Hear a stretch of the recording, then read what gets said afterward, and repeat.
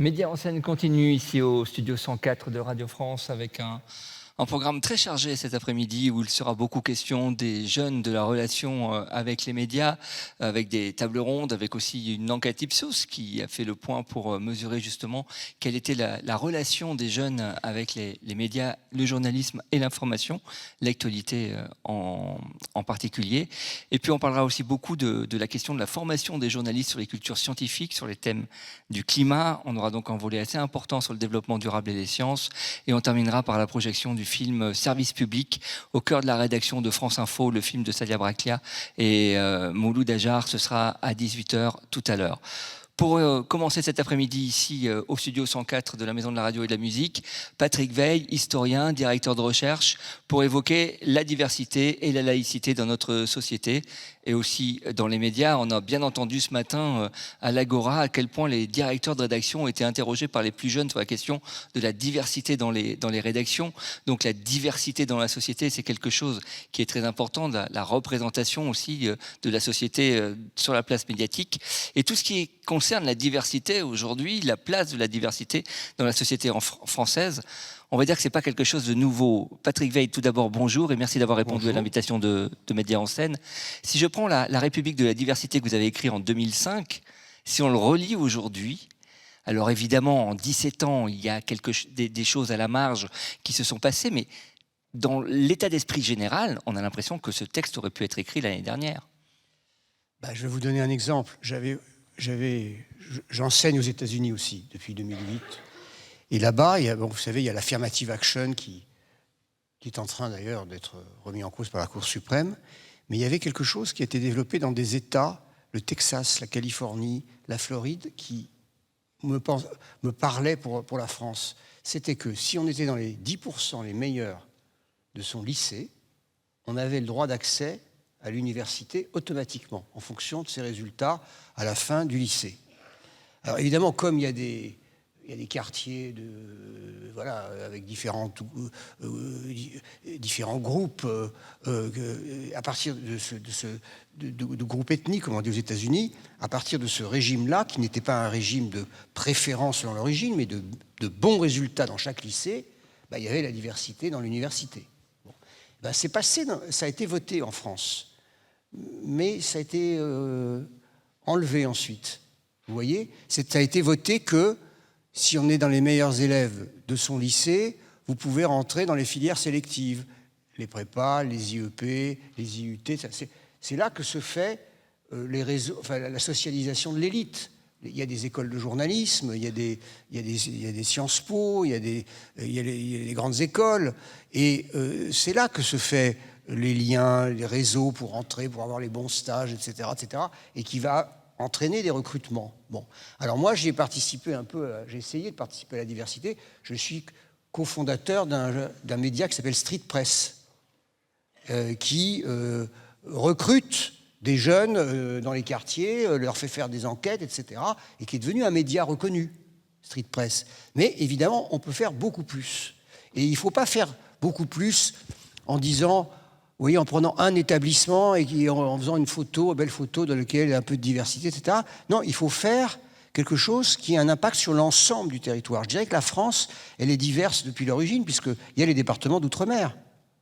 Mais quand vous êtes outre-mer et que vous avez un examen pour passer un concours à Paris, il y a le décalage horaire, il y a le coût, il y a ceci, il y a des discriminations, il y a des inégalités, ce n'est pas des discriminations factuelles. Il y a tout ça dont on n'a pas suffisamment tenu compte, et il faudrait remettre tout à plat et voir comment on peut faire mieux les choses. Alors, dans la République de la diversité, que vous avez donc écrit en 2005, il est évidemment question de ce qu'est la République en France, c'est-à-dire un système législatif tout d'abord qui doit prôner l'égalité, qui a des droits, qui a des lois, et que contrairement à ce qu'on pourrait penser, alors que tout est fait pour aller vers l'égalité, les lois vont plutôt vers la discrimination ou vers des thématiques ou une sémantique qu'on connaît bien depuis, qui est immigration choisie, quotas, ce genre de choses. Alors, non, parce que d'abord la République, c'est un régime où il n'y a pas de roi.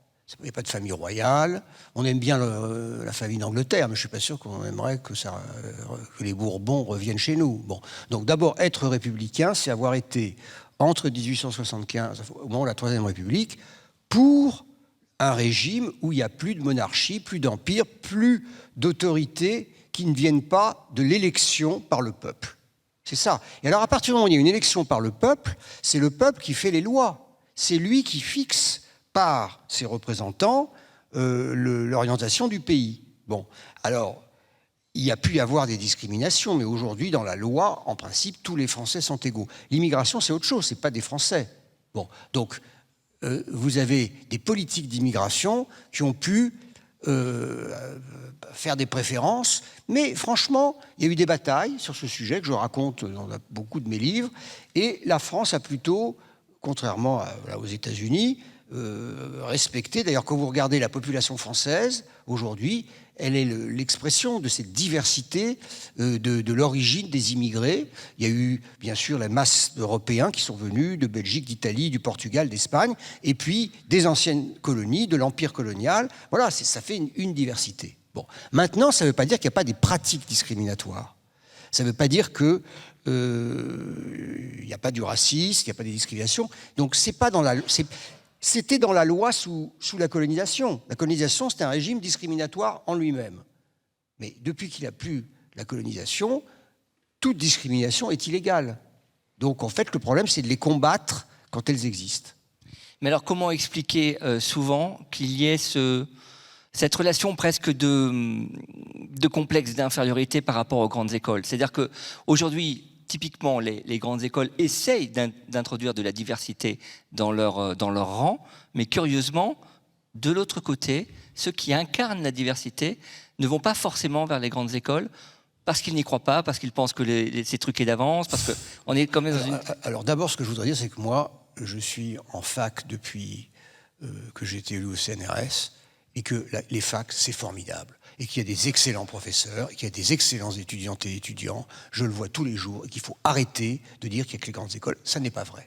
Il y a plein de disciplines où c'est les facs qui sont les meilleurs, et c'est pas parce la sélection, elle se fait au fur et à mesure, et il faut arrêter d'avoir un complexe quand on a un diplôme de fac. C'est aussi... Très bien, il faut aller vers le désir. Vous savez, moi je suis professeur depuis longtemps, beaucoup de jeunes ne font pas toujours ce qu'ils ont envie. Parce qu'ils font ce que leurs parents leur disent de faire, ou bien ce que leurs collègues, leurs camarades leur disent, voilà ce qu'il faut faire, ou voilà ce qu'il faut faire pour trouver un emploi. Mais si on leur dit, qu'est-ce que tu as vraiment envie de faire? Si tu voulais... Et cette question-là, je vous dis franchement, il faut toujours se la poser quand on commence à faire ses choix d'études. Et malheureusement, on doit faire des choix très tôt. Mais il faut toujours commencer par... Et il faut aller vers le choix, vers son choix. Parce qu'au moins, on aura essayé. Pas dire qu'on réussit, mais on ne pourra pas regretter de ne pas avoir essayé de faire le choix qu'on a envie de faire pour sa vie. Bon, ça, c'est la première chose. Et la deuxième chose, c'est que oui, il y a ce complexe. Il y a des lycées qui disent « Oh, ben, c'est même pas la peine que tu... » Et ben, c'est pour ça que le système des 10% du Texas est un très bon système, parce que ça force les équipes des lycées de dire bah, on a droit à des places en prépa, etc. Il faut se préparer. Et c'est pour ça que je trouve que le système qui a été supprimé par M. Blanquer, il faudrait le rétablir. Voilà. Alors, la laïcité et la diversité, finalement, ce sont, et on le voit en lisant votre dernier ouvrage de la laïcité en France, on pourrait penser que ce sont deux sujets qui ne sont pas très connexes, mais ils le sont, en fait. Ils le sont totalement. Parce que qu'est-ce que c'est que la laïcité? C'est l'organisation d'un régime relatif à la croyance ou à la non-croyance qui organise le respect de toutes les options en matière de croyance, de toutes les religions et aussi de ceux qui ne croient pas ou qui sont agnostiques. Donc en fait, c'est au départ un régime de diversité. Parce que si vous voulez parler... avant 1905, il y avait un régime de liaison à l'Église catholique, au Vatican. Il y avait le Concordat. La République décide de rompre avec le Concordat. Il y avait aussi... Le Concordat, ça voulait dire que les ecclésiastiques catholiques et les églises, et puis on avait fait pareil après pour les protestants et pour ce qu'on appelait les Israélites, les Juifs, ils étaient payés par les contribuables. Alors ceux qui n'étaient pas de cette religion-là, de ces religions-là, ben, ils n'étaient pas payés. Et puis ceux qui n'étaient pas croyants, ils payaient l'entretien des curés alors qu'ils ne croyaient pas. Bon. Donc la République rompt ce régime. Dorénavant, chaque religion s'organise pour payer ses propres ecclésiastiques. Il n'y a plus de lien spécial à l'Église. L'État n'est pas anti-religieux, il est areligieux. Il ne se prononce plus sur l'existence de Dieu.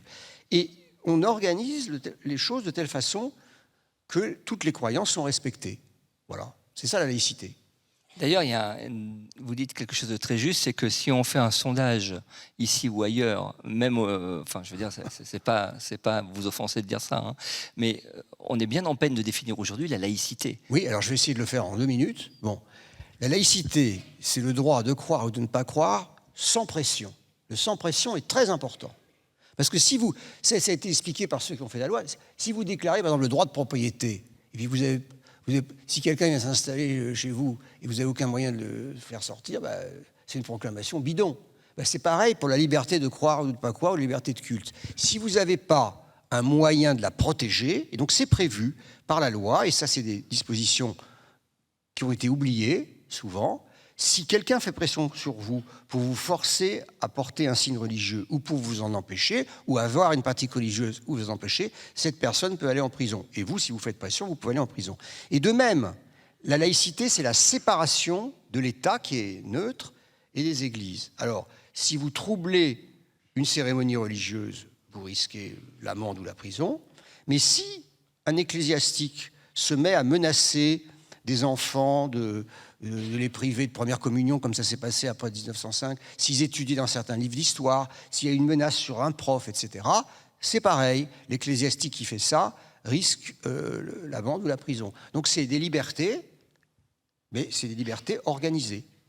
Alors vous le dites, vraiment ce texte est vraiment formidable parce qu'il se lit comme un roman et c'est vrai que toute l'ambiance de 1905 et jusqu'au déclenchement de la Première Guerre mondiale, c'est quelque chose qu'on découvre ou qu'on redécouvre pour certains. Et ce climat presque de guerre civile avec le manifeste des évêques, avec Aristide Briand, avec des cardinaux et des évêques qui comparaissent devant les tribunaux, enfin des choses qu'on ne peut pas imaginer aujourd'hui. Oui. Tout ça a été en fait balayé évidemment par l'histoire et les deux guerres. Oui. Et au lendemain de la Deuxième Guerre mondiale, on a vu à quel point aussi, finalement, si au début, en 1905, les Français s'étaient soulevés contre la réaction papale en disant que pas de religion, finalement, au lendemain de la Deuxième Guerre mondiale, le rapport à la religion est plus tolérant, on va dire, les choses s'assouplissent un peu.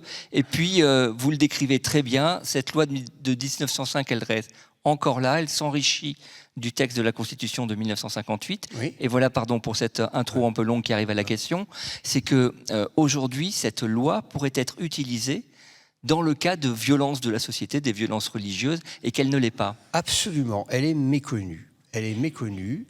Toutes les dispositions dont je viens de parler, elles existent. Je vais vous donner un exemple assez terrible. Après l'assassinat, la décapitation de l'enseignant Samuel Paty, on découvre que un imam de la mosquée de Pantin avait posté sur la page Facebook de la mosquée la vidéo qui a probablement contribué à son assassinat. Le gouvernement, ne connaissant pas la disposition, n'a pas poursuivi l'imam, mais a fermé la mosquée. Ceux qui étaient à la mosquée pour aller prier, ils n'avaient rien fait. Et l'imam qui avait fait quelque chose n'a pas été poursuivi. Et alors, voilà, ça c'était un exemple terrible, parce que franchement, je connais personne qui disait qu'il ne fallait pas essayer de le mettre devant un tribunal pour juger s'il avait fait quelque chose. Bon. Après, vous avez sans arrêt, vous allez pouvoir avoir des pressions. Je vais vous donner 2 exemples qui peuvent exister à l'école. Vous avez une cantine scolaire, et il y a des mères d'élèves qui sont volontaires pour faire la cantine. Et à un moment, une mère dit à un jeune, « Toi, tu n'as pas le droit de manger du porc. » Elle n'a pas le droit de dire ça. Elle veut imposer sa religion. Ça, c'est une pression. C'est contraire à l'article 31 de la loi de 1905. Ça peut l'emmener au tribunal, mais il vaut mieux lui dire, madame, vous ne faites plus le service de la cantine. Hein, vous ne respectez pas la loi. Bon. Autre exemple. Un enfant, il y a un voyage scolaire. Est-ce qu'un enfant de 10 ans peut emmener son tapis de prière? Ça dépend combien de temps dure le voyage. S'il dure 15 jours, ça veut dire qu'il dure 15 nuits. Si on l'empêche de prendre son tapis de prière, qui fait le soir chez lui, il ne le fait pas à l'école, là aussi c'est une pression. Donc, apprendre que la laïcité, c'est le droit de croire ou de ne pas croire sans pression, ça permet de réagir dans la vie quotidienne, de dire dans son environnement, dans sa famille, à ses voisins, tu n'as pas le droit de me dire ça, j'ai le droit de faire ce que je veux, tu sais que ce que tu fais là, c'est contraire à la loi. C'est l'apprentissage du respect de l'autre dans ses choix en matière de religion. Et c'est pour ça qu'il faut connaître ces dispositions. Parce que il faut éviter d'aller au tribunal, il ne faut y aller que lorsque c'est nécessaire. Mais vous savez, il y a un truc qui s'appelle... Vous savez, quand quelqu'un tombe dans la rue, on se précipite. C'est ce qu'on appelle l'assistance à personne en danger. Et en fait, ça vient du code pénal. Aux États-Unis, vous ne le faites surtout pas, parce que si vous touchez la personne et que vous lui bougez un doigt, vous risquez... donc les gens ne se précipitent pas. Nous on a appris à faire ça, parce que dans le code pénal, il est dit que si on n'assiste pas une personne en danger, on risque l'amende, mais c'est devenu une éthique. On assiste les personnes en danger. Eh bien, il faut que l'éthique du respect des convictions des autres contre ou enfin du choix de croire ou de ne pas croire, eh bien, ce respect-là, il faut qu'il soit compris et appris et respecté. C'est-à-dire qu'il y a des jurisprudences aussi. Il y a des jurisprudences, oui. Il y a des tribunaux qui ont pris des décisions, mais il faut aller les rechercher, ce que j'ai fait dans mon livre. Et ça fait défaut aujourd'hui. Vous pensez que maintenant, ça fait plus défaut parce que mon livre est sorti et qu'il était pendant... mais dans les applications quand même. Je suis d'accord parce que, si vous voulez, ça demande que les procureurs soient saisis, que les tribunaux soient saisis, que la connaissance de la loi revienne. Vous voyez, la loi, elle est là, mais il y a des lois qu'on n'applique pas parce qu'on ne se souvient plus qu'elles existent. La laïcité dans les médias, alors par rapport à cette définition de la laïcité, les médias ont-ils un rôle à jouer pour faire connaître ce que vous décrivez là? Ça, effectivement, c'est très important, parce que combien de fois j'entends, parce qu'on en parle beaucoup, la laïcité, et hop, on se précipite sur un truc et on n'explique pas pourquoi il y a un problème. Parce que, et c'est ça qui, moi, or, il faut que les médias soient pédagogiques sur ce sujet. C'est pas compliqué, comme vous l'avez dit en le lisant, c'est assez simple. Mais il faut que, quand il y a un incident, on essaye de l'expliquer. Et pourquoi il y a un incident? Vous voyez, aux États-Unis, tous les ans, il y a un cas qui va monter à la Cour suprême. Tous les ans. Alors, il va y avoir un pâtissier qui a refusé de faire un gâteau de mariage pour un couple homosexuel, parce qu'il est contre le mariage homosexuel. Alors le couple a porté plainte. Bon, ça va à la Cour suprême. Il faut expliquer comment la jurisprudence... Vous voyez, c'est des trucs... Ça, c'est aussi quelque chose qui nous manque, je pense, aux journalistes et aux jeunes qui sortent des lycées. C'est quelques bases de droit. C'est pas des trucs qu'on apprend beaucoup à l'école, ça. Et pourtant, on devrait plus l'apprendre. Je vais vous donner un exemple. Alors là, je peux vous raconter... Je peux vous dire... quand je vais dans les lycées, alors le truc qui soulève... Les jeunes ne savent plus qu'en France, depuis la Révolution, le mariage civil a lieu avant le mariage religieux. Que celui qui ferait un mariage religieux avant qu'il y ait le mariage civil peut aller en prison aussi. Mais ça ne se sait pas. Ça ne se sait plus. Vous voyez ? Donc ça, c'est des trucs... Ce qui est intéressant, c'est qu'aujourd'hui, on va beaucoup parler de la nécessité pour les journalistes de se former en sciences de l'écologie, en culture scientifique, mais vous dites, on peut ajouter le droit aussi, quoi. Évidemment. Évidemment, et même pour comprendre comment la vie politique fonctionne, etc. Au moment des élections législatives, etc., les gens ne savaient même plus pourquoi. On est maintenant sous le régime de l'élection présidentielle, on ne sait plus que sous la Ve République, c'est le Parlement, finalement, qui est la clé. Beaucoup, selon la Constitution. Bon, vous voyez, c'est des trucs qu'on apprend... Enfin, voilà, il faudrait que le droit soit plus appris au lycée. Pour introduire plus de diversité dans les médias, on a beaucoup recours à l'éducation aux médias. Oui.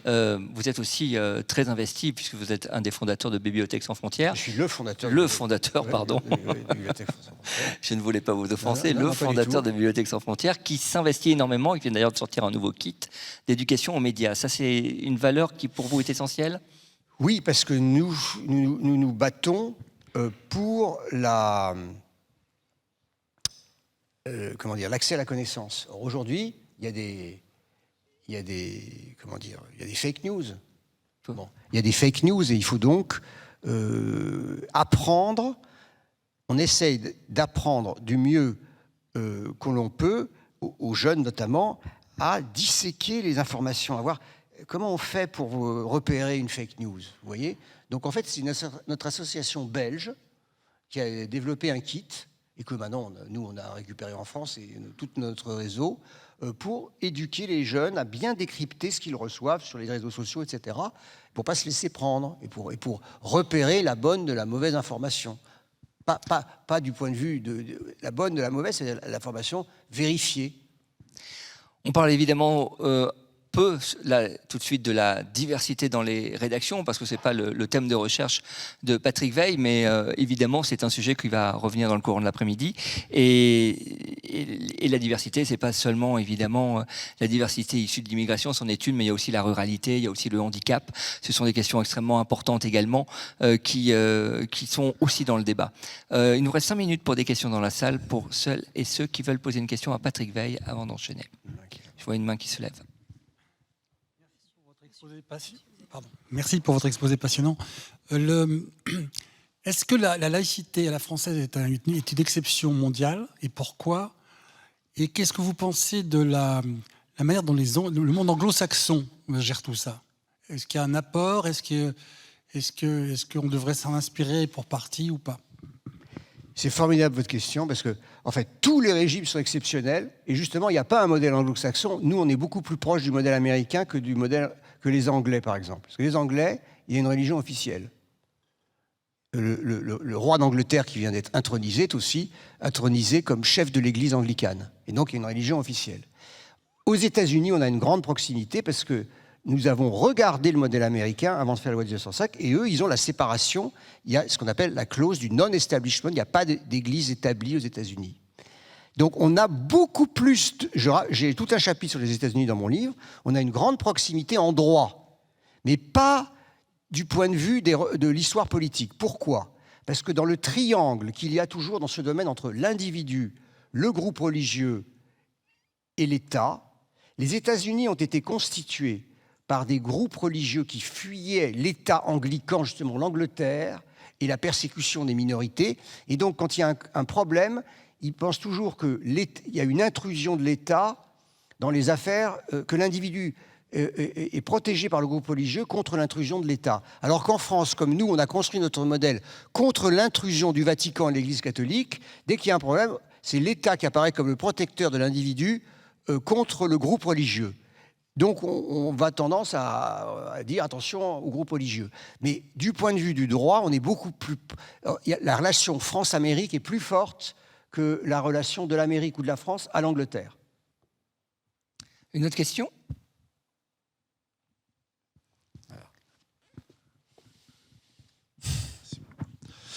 Bonjour, merci beaucoup pour votre intervention.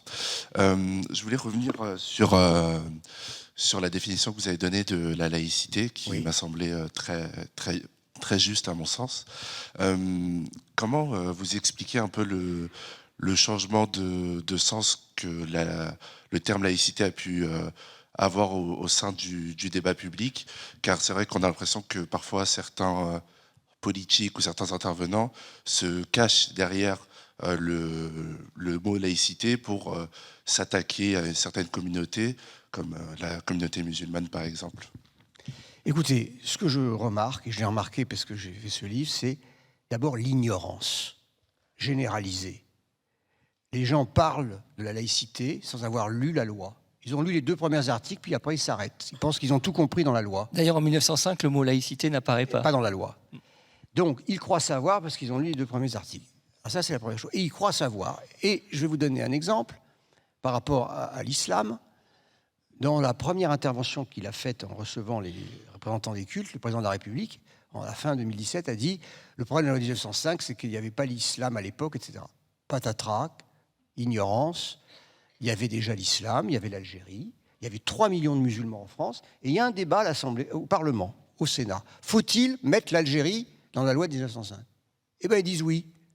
C'est universel. Donc l'islam est déjà dans la loi de 1905. C'est une loi universelle depuis l'origine. C'est un régime exceptionnel parce qu'il respecte à égalité le croyant et le non-croyant, mais il intègre le musulman. Alors après, le Parlement avait laissé un délai de transition, et le gouvernement, comme il n'y avait pas de limite à la transition, ils ont maintenu la transition jusqu'à l'indépendance. Mais ce qui est important, c'est que les parlementaires qui en avaient débattu avait dit ça s'appliquera à l'Algérie. Donc ça, c'est vraiment le signal, le signe de l'universalisme et de volonté que cette religion, l'islam, s'intègre parfaitement dans le régime qui est adopté en 1905. Et puisqu'on parle de la laïcité dans les médias, il faut aussi dire que le service public, dans une de ses missions, dans un souci de fraternité, diffuse aussi les émissions religieuses de tous les cultes, que ce soit France Télévisions ou France Culture, oui. Alors je peux en dire un mot, ça oui. C'est un exemple extraordinaire. Parce que la laïcité, c'est la séparation. Donc on ne finance plus les cultes. Mais justement, vous venez de parler d'un exemple où on finance les cultes. Alors comment le justifier? Eh bien c'est que en 1905, on a prévu la situation des gens qui ne peuvent pas circuler entre les lieux.